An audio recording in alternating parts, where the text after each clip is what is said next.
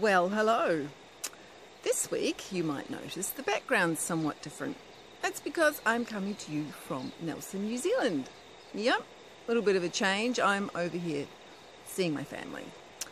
But the issues that I've been facing for the last 8 months don't seem to be going away. Because, every time I think that, we can all get on with our lives, somebody else says something that just makes me realise how deep the hurt is for people.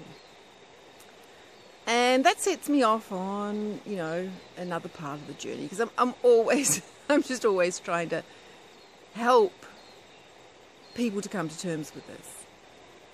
It occurs to me that sometimes the word cult can be quite helpful.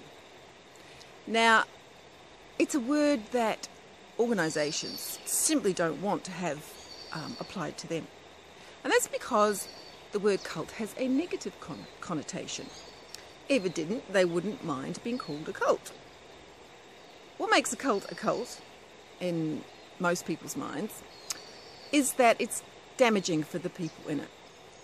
So whenever there's abuse in a religious organisation, it's a cult.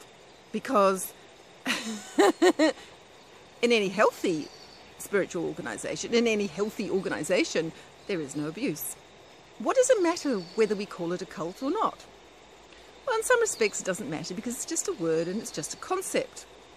But sometimes, if we can get to the point where we can look at our experience and say, well, we were in a cult, or we can at least look at the situation that we've been in, are still in, or are coming out of, or are out of, and can say, yeah, there were some cult-like tendencies there. Or even if we can just say, well, there was abuse there, and therefore, really, that makes it a cult. If we can make that decision to actually use that word, the benefit of it is not the solidifying of ideas. The benefit of that is that there then are a lot of healing materials available to us. We can then go online and we can look up things like how to recover from a cult, and we can investigate the kind of trauma that people get from being in a cult, particularly at an abusive cult, and all of that can be incredibly helpful for us. So making a decision to use the word cult doesn't mean that you have to hold on to it tightly. It doesn't mean that you have to get more angry about your experience and any of that. It just means that there's an enormous amount of research that's been done into people and situations that are very, very similar to your own.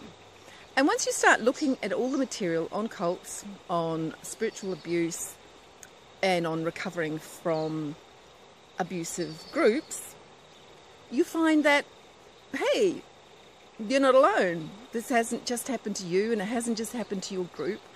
And there are psychologists and, people who've had similar experience, and they've put out masses and masses of material that can actually help you to heal. So, yeah, sometimes it's useful to actually coin that term for yourself. That doesn't mean that you have to point the finger at anybody else and call them a cult or any of that. After all, you wouldn't want to be sued now. Well, we have to... there are ways to keep us silent. While looking into some of this material, I came across a book called Recovering from Abusive Groups. And there's a lot of helpful stuff in that book, and there's a PDF of it that I've put in the Healing Resources section of the What Now blog. But one of the things that I just thought was really useful just immediately and as overall thing was the author's 3 stages of recovery. And the first one is basically coming to the realization that you are in an abusive situation and getting out. The second one is feeling, just feeling and coming to terms with what's happened. And there's a lot of people who are in that process right now. And you can just bounce around, lots and lots and lots of feelings. And the third one is getting your life back on track. So the nice thing about having these 3 stages is that you can recognize where you've been and where you're going and where you are now. And it's just kind of nice to know sometimes, labels can be a little bit comforting. Just to recognise that it's a process and you're in a certain part of this process and you will end up getting out of it. I think the most difficult thing about the processing is working out what in your belief system still applies and what was distorted. Now this is particularly difficult when the organisation that you were part of was actually part of a religion. The most useful literature I've found on this comes from the Christian Church, because they have to deal with groups that have become cults. They're still Christian, supposedly, but they've distorted the teachings and become a cult.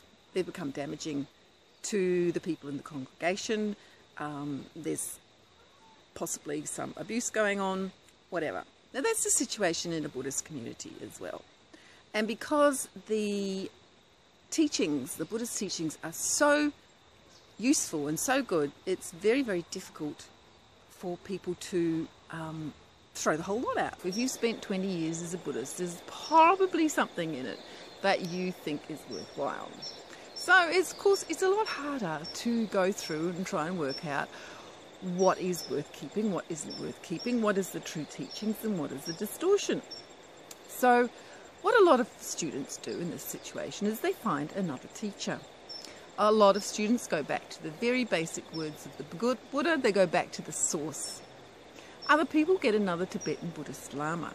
And that's fine, except you have to be very, very careful that you don't pick another abusive Lama. So,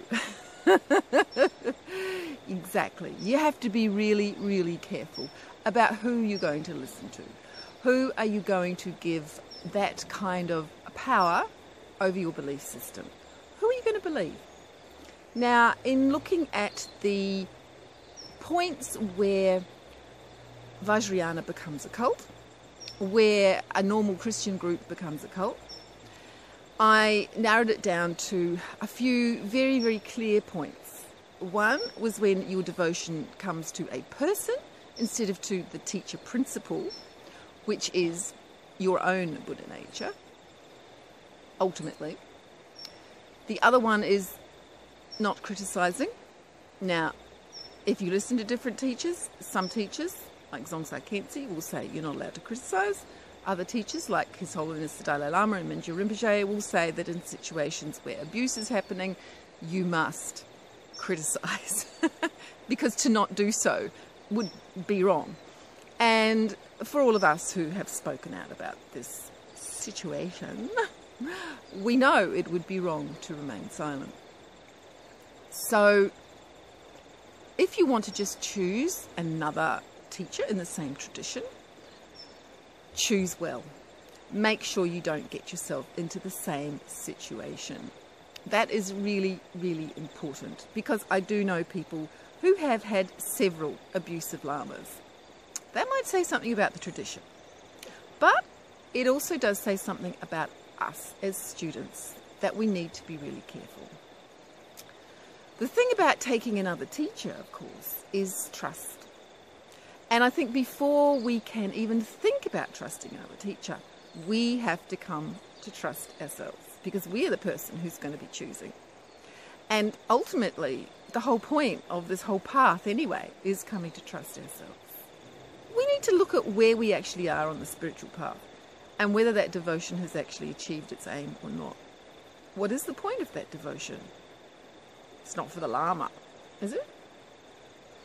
The other time when the cult word is very useful is when you want to warn somebody away from a dysfunctional organisation. Now, whether the organisation deserves the word cult or not doesn't necessarily matter, because if there's a reason to believe that it's not a healthy organisation, then really you don't want people entrusting their spiritual future to a dysfunctional organisation. There's a saying, once bitten, twice shy. I've definitely been bitten, and some have been chewed up and spat out, and it didn't make them enlightened. Anyway, I'm going to leave you with that and say bye-bye from New Zealand. Sorry about all the moves and background. That's because I'm on a public path and people keep coming along and looking at me like I'm very strange, which is true. I am very strange. I am a Buddhist. I don't like labels, but at the same time, labels are sometimes very useful. I do actually prefer the Nangpa idea of being someone who looks for the truth within the nature of their own mind. I think that's a very useful terminology. Anyway, that's me signing off. All the usual stuff for the end, which I'm not going to say anymore because you should know it by now. I hope you found this helpful. I really do. Thanks for listening. Bye.